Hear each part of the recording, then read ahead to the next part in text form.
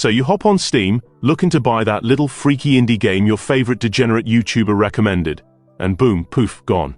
Not because the dev rage quit. Not because Valve said no. Nah, bro, your bank pulled the plug. Yeah, we're talking about payment processors, Visa, Mastercard, PayPal, the silent but deadly backroom bouncers of the internet. And they're deciding what games you can and can't buy. Let's get into this corporate freak show.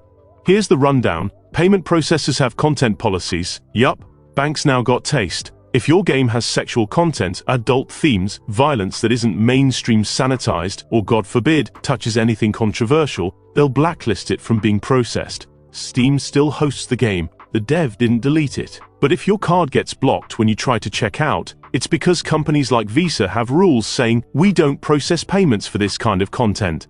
This isn't new either. This is the same reason Patreon banned adult games, why Subscribestar users got frozen, and why corn sites had to purge content to stay online. In 2021, OnlyFans almost got nuked for this exact reason. Banks and payment processors told them clean it up or lose service. In short, the people processing your money don't want it touching stuff they deem immoral.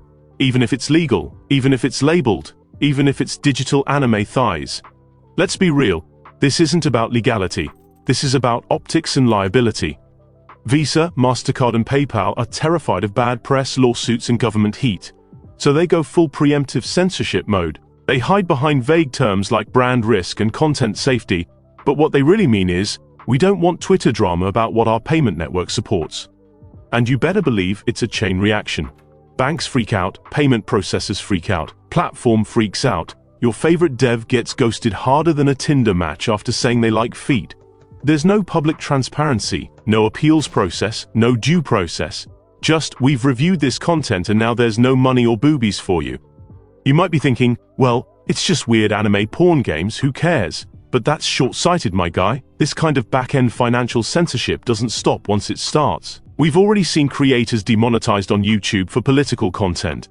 We've seen charities lose PayPal access for having the wrong affiliations. If they can shut down games with vague terms like mature content, they can shut down anything that doesn't vibe with corporate boardrooms, and yes, that includes games you like and care about. I ain't saying Steam is perfect, but if I can buy literal digital crack rocks in some gacha game, why can't I buy a visual novel with thighs thicker than plot? The moment private financial institutions get to decide what's culturally acceptable, we're no longer living in a free marketplace, we're living in a curated experience made for corporate comfort.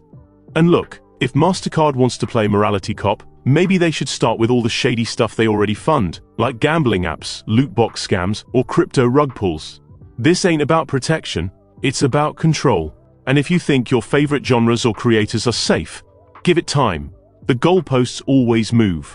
Anyway, drop a comment. Do you think payment processors should be allowed to veto games behind the scenes? Or is this just nonsense? Like and sub, or I'll be forced to reveal your Steam library to your mom next time I'm over for a quickie.